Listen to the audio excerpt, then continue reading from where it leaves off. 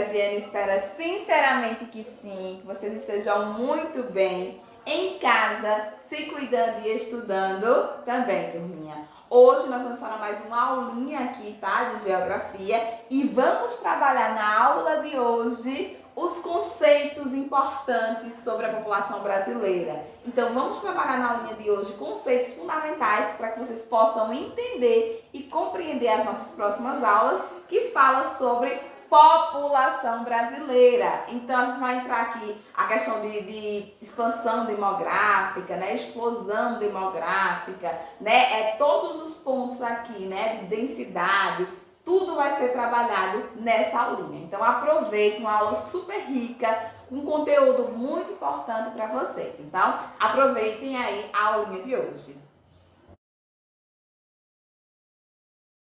A população brasileira, né, é uma população gigantesca e má distribuída, né? Então tem uma má distribuição aí, né, dessa população. Então, isso aí a gente já começa observando. Por quê, professora? Porque a nossa maior região é a menos, né, que a gente tem a menor ocupação.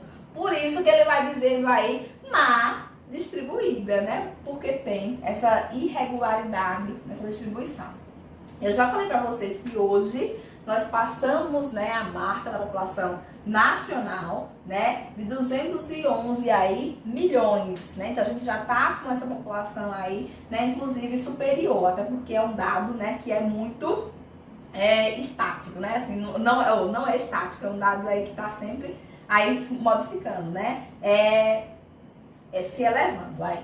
Então, isso coloca o Brasil, nessa quantidade de população, coloca o Brasil no sexto lugar aí, né, na sexta posição em termos de populações absolutas, ok? Do mundo. Então, ele vai ficar atrás apenas de China, Índia, Estados Unidos, Indonésia, Paquistão, né? Então, são os países que ficam, né, que o Brasil fica aí, né, atrás em termos de população absoluta. Isso tudo com uma mistura linda, com uma mistura aí gigantesca que a gente já estudou quando a gente falou sobre formação. Tranquilo até aí, turminha? Espero que sim. Então vamos lá, vamos cuidar aqui na vida. Então, o que a Pro queria falar com vocês aqui? Hoje, nossa aula vai focar em definir algumas coisas, falar alguns termos que quando a gente fala em população, vocês precisam saber a partir desse momento. Então, observem e vão fazendo ligações aí para o entendimento de vocês. Então, hoje, a Pro queria falar da demografia. Quando eu falar demográfica, o IBGE divulgou pesquisas demográficas. Turminha, pesquisa demográfica ou demografia, né? Vocês vão sempre estar ligados à questão da população.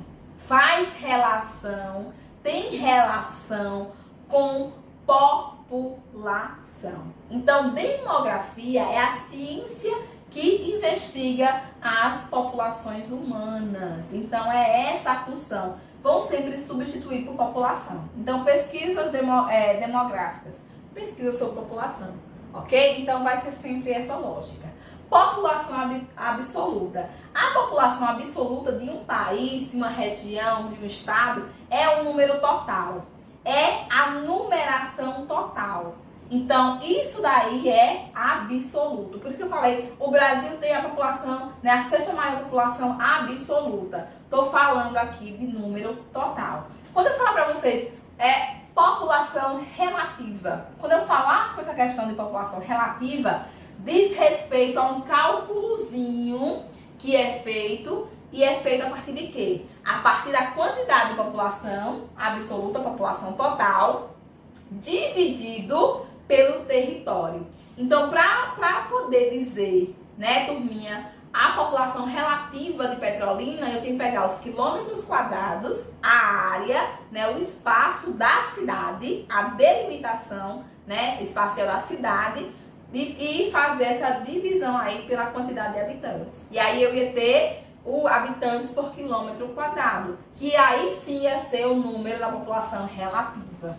Então a gente tem essas duas nomenclaturas para poder expressar e falar sobre a questão da população aqui no mundo. Então, a população absoluta e a população relativa nesse sentido. Observe. E aí a Pro queria, né, colocar para vocês que aí tá ligado ao que a gente disse de populoso e povoado. Então, uma região, um país, ele pode ser populoso, mas ele não precisa ser povoado. Por quê? Porque quando eu falo em populoso, vai estar ligado ao sentido absoluto, de população absoluta.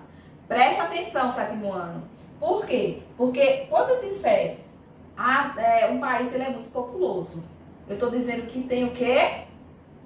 A população absoluta, o número total de habitantes é grande. Agora, quando eu disser, eita, aquela região ali, aquele país é povoada. Povoada está dizendo o quê? Está no sentido de população relativa. Então, eu estou dizendo que o espaço que aquele país tem, que o espaço que aquela cidade tem, está ocupado. Tem gente ali, né, ocupando. Então, é todo ocupado. Então, há esse sentido aí. Então, há uma diferença entre populosa e povoada. Uma cidade, um país populoso e uma cidade, um país povoado. Ok? Então, populoso está ligado à população absoluta. Povoado está ligado a essa população relativa. Então, nem toda região populosa ela é povoada. E vice-versa. Compreendemos? Preste atenção, porque a partir de agora eu não admito mais que vocês errem isso, tá bom? Tem aquelas coisas que a Pro não admite e essa daí é uma delas, tá bom? Vamos lá. Crescimento da população brasileira. Aí eu queria falar para vocês sobre a questão do crescimento vegetativo, ok? Então, esse crescimento vegetativo vai ser necessário fazer um cálculozinho. Entre você virou aula de matemática, geografia envolve tudo. Quando eu digo para vocês que envolve tudo, inclusive matemática, né? Então, esse crescimento vegetativo da população, turminha, você vai precisar fazer o quê? Aqui, né, no caso seria o número total, né, a taxa de natalidade menos a taxa de mortalidade. Aí a gente tem a população vegetativa. Eu vou pegar o número da taxa de pessoas que nasceram, natalidade, vou tirar o número das pessoas que morreram, mortalidade. Quando eu fizer esse cálculo, se o número de nascidos fosse superior aos de pessoas que morreram, a gente teve um crescimento, né, um valor positivo. Então, houve crescimento da população. Se o número de pessoas que morreram foi maior do que o número de pessoas que nasceram, a gente vai ter aí a questão de um declínio da população. É assim que a gente diz se a população está crescendo ou se ela está diminuindo. É a partir desse crescimento vegetativo. Ok, turminha, definição feita. Então, hoje o Brasil ainda está no processo de crescimento dessa população. Lento, né? Assim, não tão expressivo. Então, a gente deu uma reduzida aí, mas ainda há esse crescimento. Isso daqui, minha gente, também é importante que você observe, e eu vou definir agora, essa questão de taxa de natalidade e taxa de fecundidade. Não a de mortalidade, mortalidade eu falo já já. Taxa de natalidade e fecundidade. Os nomes já meio que dizem, né? Então, fica fácil aí você associar. Taxa de natalidade diz respeito ao número de nascidos vivos a cada, né, 1.000 habitantes de um país. Então, eu vou fazer aí, né, a quantidade de pessoas, né, de crianças que nasceram por 1.000 habitantes. Aí eu tenho a taxa de natalidade. E aí a gente vai observar, né, como é que está a questão dos nascimentos, né, dessa reposição aí de população. Quando eu falar em taxa de fecundidade, turminha, né, nas nossas próximas aulas, nossos próximos momentos, a prova tá falando de quê? Taxa de fecundidade, a quantidade de filhos por mulher. Será toda mulher? Não. as mulheres entre 15 e 45 anos, que são o período, né, considerado para a ciência, o período, né, considerado fértil, né, que a mulher pode, que a mulher deve aí, né, se reproduzir, né, pelas condições normais. Tá bom, turminha? Então, isso daqui é taxa de fecundidade. A quantidade de filhos por mulher, né, na escala de idade entre 15 e 45 anos, ok? Então, a gente precisa observar isso daí. O que eu coloquei aqui de destaque para vocês, desse slide? É que entre 1940 e 1960, o Brasil vivenciou, né, o que a gente chama aí de taxas de natalidade bastante elevadas, né? Então, as taxas eram bem elevadas aí nesse período. A partir, né, da década de 60, de 1960, a taxa de natalidade do Brasil começou a cair, né, de forma aí bem característica, né, que a gente precisa observar. Então, entre 40 e 60, olha, um boom aí na quantidade de crianças, né, de filhos aí, nascimentos, né? Então, essa quantidade de taxa de natalidade foi gigantesca. A partir desse momento, turminha, aqui da década de 60, começou a cair. E começou a cair por quê, professora? Por conta das melhores, né, condições aí de vida da mulher. Então, a mulher começou a entrar mais, ingressar mais no mercado de trabalho. A partir da década de 60, a mulher começou a ganhar mais autonomia. Então, não ficava mais só em casa tendo filho, né? O que é? Isso é ruim? Não. Aí é escolha de cada uma, né? Mas aí, naquele momento da história, era uma obrigação, né? Então, a mulher, ela servia para aquela função, ela não trabalhava fora, né? A grande maioria. A partir da década de 60, não. A mulher teve a possibilidade, que é o legal, de escolher o que ela quer fazer. Se ela realmente quer ir para o mercado de trabalho, ou se ela pode, né, ficar em casa, né, nessa função. Ou se ela pode querer as duas, né? Que também acontece. Então, turminha, isso daí foi uma opção que fez com que os números dessa taxa de natalidade, ela venha aí caindo, venha diminuindo. É um dos pontos. Outro também é a questão que hoje, né, os casais já podem escolher se eles querem ou não ter filho, né? Porque a gente tem como prevenir aí essa questão da gravidez. Até esse momento não se tinha esse acesso tão grande dessa prevenção aí, né, de uma gravidez. Então, melhorou a questão da medicina para essa questão aí também. Então, eu estou respondendo aqui essa pergunta, né, por quê? Então, os porquês dessa taxa ter começado aí a cair de forma aí expressiva, tá bom, gente? Isso se dá principalmente por esses dois motivos aí, também além da questão dos níveis, né, educacionais que vem subindo, né? Então, geralmente, pessoas com um nível maior, eu tô falando aqui no geral, não é exclusivamente. Geralmente, quanto mais, né, educação se tem, os casais optam por ter menos filhos, né? E aí é uma relação que a ciência faz. Ok, turminha? Então, observem aqui o que a Pro colocou, tá bom? Então, aqui respondendo a isso, os porquês, tá ligado muito essa questão da entrada da mulher no mercado de trabalho, a questão da melhoria dessa questão dessa prevenção, né, da questão de engravidar e também essa questão da educação, ok? Vamos lá para as próximas coisinhas que a gente precisa debater aqui. Melhoria na qualidade de vida e a queda na mortalidade. A taxa de mortalidade, ó, eu falei na taxa de natalidade e fecundidade. A mortalidade corresponde ao número de óbito por 1.000 habitantes de uma região. Talvez eu vou colocar a natalidade, só que aqui, né, a gente vai trocar pela questão de mortos, tá bom? Então, taxa de mortalidade, número de mortes por, né, vezes aqui, né, 1.000 habitantes, né? E a quantidade de habitantes aqui do país. Então, a gente tem o resultado desse cálculozinho, a gente tem aqui a taxa de mortalidade. É importante que você observe que, ao longo da sua história, a taxa de mortalidade foi sendo reduzida aqui no Brasil, né? Isso se dá por quê? Isso, gente, é aí uma questão clara, né? Mortalidade acontece por quê, gente? Por condições de saúde, condições sanitárias, ok? Então, isso foi melhorando na história do Brasil. As cidades, né, foram tendo uma questão de melhoria. A gente foi tendo melhoria, graças a Deus a gente teve alguns avanços, né? Falta muita coisa? Falta muita coisa.